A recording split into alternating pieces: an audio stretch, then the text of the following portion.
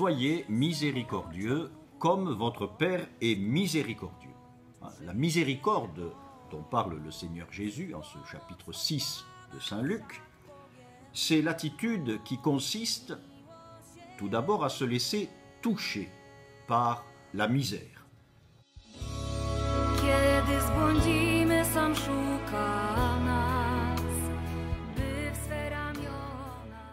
La misère matérielle, la misère psychologique, la misère morale, la misère religieuse de notre prochain.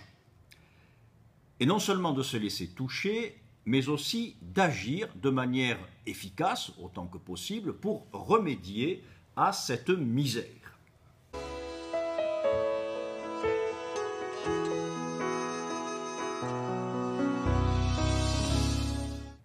Ça n'est pas tout d'abord la pitié, ni même le sentiment de solidarité humaine, même si ces choses ont une grande valeur, mais le motif principal de la miséricorde pour un chrétien, une chrétienne, c'est l'imitation de notre Père céleste. Nous sommes, par le baptême, par la vie de grâce que nous avons reçue, fils du Père céleste. Et, comme dit le proverbe, tel Père, tel Fils. Soyez parfaits comme votre Père céleste est parfait. Or, et c'est la grande révélation chrétienne, le Père est miséricorde. De sorte que la miséricorde du chrétien, celle que nous essayons de mettre en œuvre, est un reflet, un sacrement, en quelque sorte, un signe de cette miséricorde infinie de Dieu qui est le grand mystère chrétien.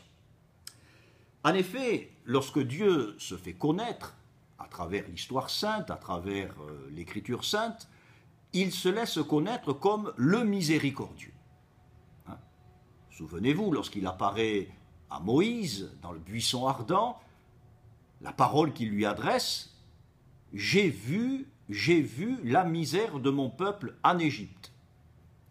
Dieu se laisse toucher par la misère de son peuple et il décide d'intervenir. Je suis venu pour le délivrer de la main des Égyptiens. Mais la pire détresse, au-delà même de l'oppression et de l'esclavage d'Égypte, c'est l'absence de Dieu, c'est la rupture avec Dieu, c'est le rejet de Dieu. Or, vous vous souvenez que Israël, une fois libéré d'Égypte, a été conduit par Dieu dans le désert, il a cheminé aux côtés de Dieu, il a reçu l'alliance avec les tables de la loi que lui a transmises Moïse, et voilà que Israël a rejeté le Dieu qui l'avait sauvé. C'est le fameux épisode que vous connaissez bien du veau d'or. Qu'est-ce que c'est que cette histoire du veau d'or ? Eh bien, lorsque Moïse est parti sur la montagne pour se tenir devant Dieu et rapporter à Israël la volonté de Dieu, Israël s'est en quelque sorte révolté. Il a estimé qu'il avait besoin de Dieu qui soit un petit peu plus proche, un petit peu moins exigeant que ce Dieu qui les avait fait sortir d'Égypte. Et alors ils se sont fait un Dieu à leur image, à leur convenance, un veau d'or qu'ils ont adoré. Donc c'est une rupture radicale avec Dieu, c'est le péché originel du peuple d'Israël.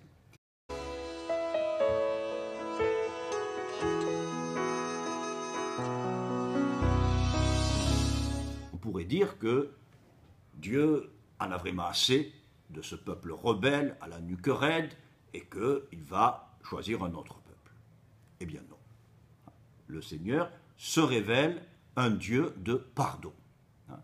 Il accepte de renouer l'alliance, il accepte de pardonner, puisque la miséricorde s'exerce en particulier à travers l'acte du pardon. Pardon, ça veut dire aller par-delà le don. Dieu avait déjà fait le don de son amitié, le don de son alliance au peuple d'Israël. Israël n'en a pas voulu, Dieu n'a pas repris ses billes, mais Dieu propose de nouveau l'alliance, propose de nouveau cette amitié avec lui. Ça, c'est le pardon. Il va au-delà même du don qui a été refusé. Et à ce moment-là, le Seigneur apparaît à Moïse, passe devant Moïse, en se définissant en quelque sorte, c'est une des scènes les plus touchantes de l'Ancien Testament, Dieu déclare « Je suis le Seigneur, Dieu de tendresse et de pitié, lent à la colère, riche en pardon et en fidélité. » Donc Dieu, à travers cet épisode du pardon, du péché d'Israël, de la révolte d'Israël, révèle le fond de son cœur. Il est un Dieu de miséricorde. Et à partir de ce moment-là, il ne va avoir de cesse que d'éduquer ce peuple à la miséricorde. Pensez par exemple aux aventures du prophète Osée. Le prophète Osée qui a été trahi par sa femme, qui a été abandonné par elle, eh bien le Seigneur Dieu lui demande d'aller reprendre cette épouse infidèle, de lui pardonner et de refaire alliance avec elle, parce que, dit-il, moi aussi, le peuple d'Israël ne cesse de m'abandonner, et pourtant, je ne cesse d'aller le chercher.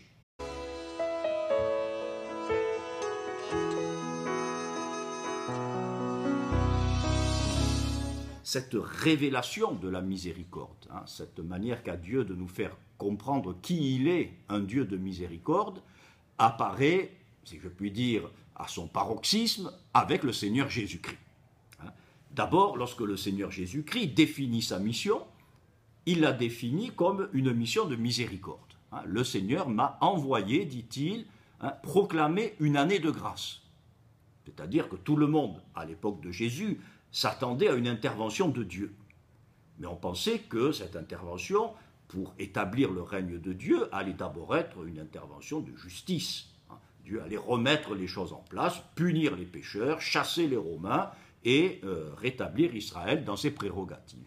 Eh bien, Dieu n'a pas agi de cette manière-là. Il est venu d'abord annoncer une année de pardon, un temps de pardon. Le message de Jésus est donc centré sur la miséricorde du Père. Il la manifeste par sa propre attitude. Vous voyez que le Seigneur Jésus, à plusieurs reprises, pose des actes qu'on nous présente sous la motion de la miséricorde. Je prends deux exemples. À un moment donné, le Seigneur Jésus est dans la barque et il débarque à un endroit où il pensait être seul. Et voilà qu'il voit une foule immense qui attendait, qui était comme des brebis sans berger. Et à ce moment-là, l'Évangile nous dit il fut saisi de pitié pour cette foule qui était comme des brebis sans berger. Il s'assit et se mit à les enseigner longuement. On voit très bien que ce qui pousse le Seigneur Jésus à agir, c'est cette miséricorde. Et dans les récits de miracles, il en va de même.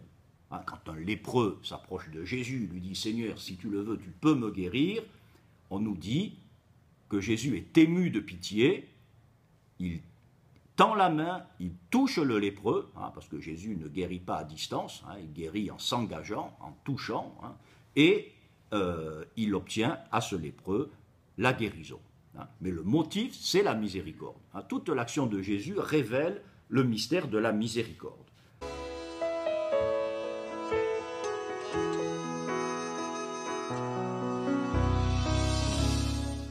Lorsqu'il en arrive à, si je puis dire, la morale chrétienne, ce qui caractérise la manière d'agir du chrétien, il met en premier lieu la miséricorde.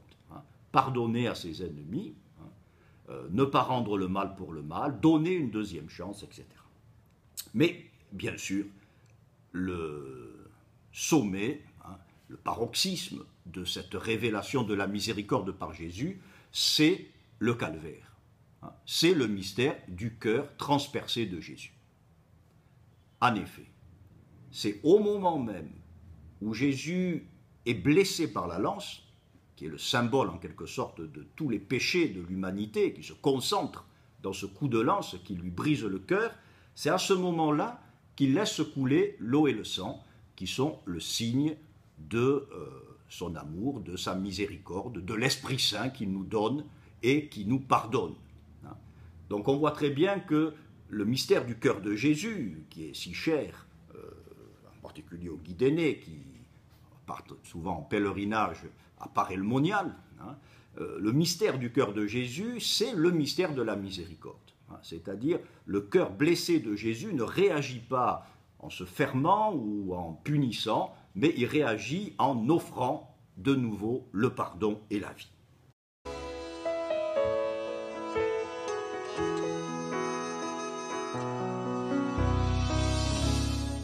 Cette miséricorde, elle est inépuisable. C'est-à-dire que Dieu est celui qui crée, Dieu est celui qui donne l'être, qui donne la vie, et on peut même dire que ce don de l'être, ce don de la vie est une première forme de miséricorde, puisqu'il n'y a rien en nous qui mérite en quelque sorte ce don extraordinaire. Dieu le fait par pur amour, par amour gratuit. Non seulement Dieu nous crée, mais quand nous nous abîmons par le péché ou par l'indifférence, il nous recrée. Il ne cesse de nous rendre son amitié, de nous proposer la vie. Face au mal que nous introduisons dans notre vie, que nous introduisons dans nos relations, Dieu donne le pardon. Et un pardon qui nous transforme. Ce n'est pas simplement un pardon, Dieu qui effacerait, qui passerait l'éponge sur les péchés passés. La miséricorde, ça va beaucoup plus loin. La miséricorde, c'est Dieu qui crée en nous un cœur pur, qui ne cesse de nous redonner une vie toujours plus intense. Et le pape, Saint Pape Jean-Paul II, qui avait beaucoup réfléchi sur ce mystère de la miséricorde, qui a écrit une très belle encyclique, Dieu riche en miséricorde, dans laquelle il développe amplement ce thème de Dieu comme miséricorde et de la révélation de la miséricorde comme étant le centre du mystère de Dieu. Le pape Jean-Paul II disait que la miséricorde, c'est la manière qu'a Dieu de mettre une limite au mal. Nous sommes tous frappés, intrigués, scandalisés par le mystère du mal. Il y a du mal dans le monde.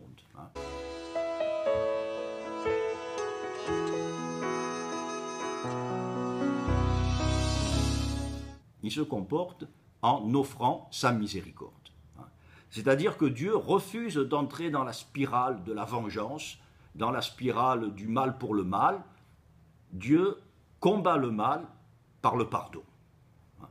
Et ça, c'est ce qu'ont vécu aussi les grands saints, qui, en bons chrétiens qu'ils étaient, ont essayé de ne jamais répondre au mal par le mal, mais de transformer le mal, si je puis dire, en bien, par le mystère de la miséricorde. Cette miséricorde de Dieu, elle est infinie. Et vous vous souvenez quand Saint Pierre demande au Seigneur, « Seigneur, si mon frère vient à pécher contre moi, combien de fois devrais-je lui pardonner? Est-ce que je dois aller jusqu'à 7 fois ?» Ce qui était déjà beaucoup, ce qui était déjà un chiffre de plénitude. Et le Seigneur Jésus lui répond, je ne te dis pas jusqu'à 7 fois, mais jusqu'à 70 fois 7 fois, c'est-à-dire toujours. Vous allez me dire, c'est formidable, cette miséricorde qui est toujours offerte. C'est formidable, oui, mais c'est troublant. Et je pense que tous, à un moment ou à un autre, nous sommes un peu troublés d'être aimés à ce point. Pourquoi? Mais parce que ça titille un peu notre orgueil. Vous voyez, nous voulons tous être aimés, ça c'est bien entendu.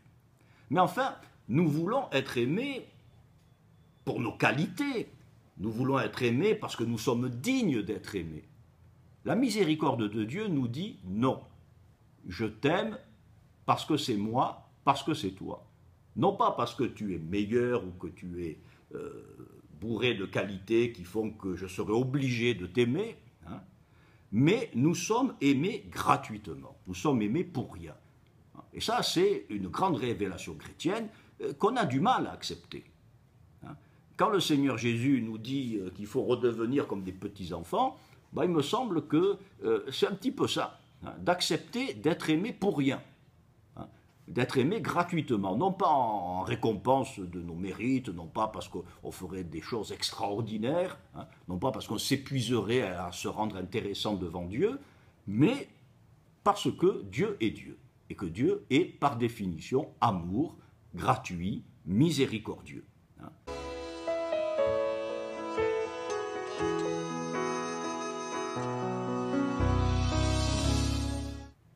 Oui et non. Hein. Rappelez-vous cette parabole bien connue du créancier insolvable, comme on dit. Hein. Ce bonhomme qui devait une somme gigantesque à son créancier et qui n'a pas de quoi rembourser. Hein. Et le patron lui pardonne tout, lui remet sa dette. Et voilà que lorsque ce brave homme à qui on a remis sa dette sort, il se précipite sur un pauvre bonhomme qui lui devait 4 sous, il le saisit à la gorge et il lui demande de rembourser. Et il n'accède pas à la demande d'attendre un petit peu. Eh bien, ce bonhomme-là, il n'a rien compris à la miséricorde de Dieu. Lorsque nous recevons le pardon de Dieu, nous devons être nous-mêmes transformés pour devenir capables d'offrir notre pardon aux autres. Et voyez, si le maître remet cette dette immense, c'est pas parce que l'autre a déjà remis sa petite dette à son petit débiteur. On pourrait dire, ah ben Dieu, quand il voit qu'on fait des efforts, alors peut-être qu'il va être miséricordieux avec nous. Ah non, c'est pas du tout ça. Non, c'est Dieu qui est miséricordieux avec nous, et le simple fait qu'il soit miséricordieux avec nous, ça nous donne le désir, normalement, d'être à notre tour miséricordieux envers nos frères.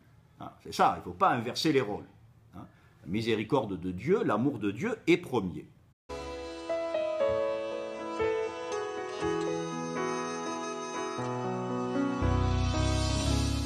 Nous arrive tous de ne pas être à la hauteur de notre idéal scout ou guide, de ne pas être à la hauteur de notre idéal chrétien, il nous arrive de pécher. Et à ce moment-là, notre tentation, c'est de nous replier sur nous, de nous lamenter de notre médiocrité. J'y arrive pas, je ne suis pas une bonne guide, je ne suis pas un bon chrétien parce que j'ai tel défaut, j'ai telle mauvaise habitude, j'ai tel péché que je commets sans arrêt. Bien. Ça, ce n'est pas la bonne attitude. Il s'agit de ne pas se replier sur soi, de ne pas gratter son péché, de ne pas se regarder soi-même, mais de regarder vers le Seigneur, de regarder vers la miséricorde du Seigneur. Et c'est un petit peu comme Saint Pierre, rappelez-vous, quand le Seigneur Jésus l'appelle à marcher sur les eaux, à descendre de la barque à marcher sur les eaux, c'est pas simple. Saint Pierre, à un moment donné, regarde un petit peu ce qu'il a sous les pieds. Et à ce moment-là, il est pris de panique, parce qu'il se dit, mais qu'est-ce qui me tient? Et il commence à s'enfoncer. Mais alors, il a le bon réflexe. Au lieu de se regarder lui-même, de regarder la force du vent, de regarder la profondeur de l'abîme, il regarde Jésus. Seigneur, aie pitié, je péris. Et le Seigneur Jésus lui tend la main. Eh bien, telle devrait être notre attitude lorsque, par malheur, nous sommes amenés à commettre des péchés ou à avoir une attitude qui n'est pas celle qui correspond à ce que le Seigneur attend de nous, non pas nous lamenter sur nous-mêmes, mais nous tourner vers la miséricorde de Dieu. La petite Thérèse, qui est la grande apôtre du Dieu de miséricorde, disait, et peut-être l'as-tu chanté dans une composition, un cantique qui est assez connu maintenant, quand j'aurai commis tous les crimes possibles, j'aurai toujours la même confiance. Je sais que toute cette multitude d'offenses serait comme une goutte d'eau dans un brasier ardent. Ce brasier ardent, c'est la miséricorde de Dieu. Et notre péché, lorsque nous l'exposons à la miséricorde de Dieu, explose.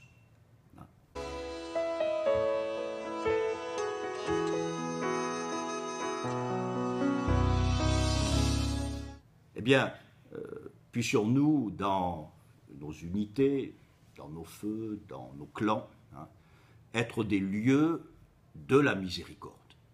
Que le Seigneur nous fasse cette grâce, que nous comprenions que notre Dieu est fondamentalement un Dieu d'amour et de miséricorde, et que cette compréhension, tout d'abord, nous remplisse de joie, et puis nous donne la volonté de transmettre ce grand mystère du Dieu de miséricorde.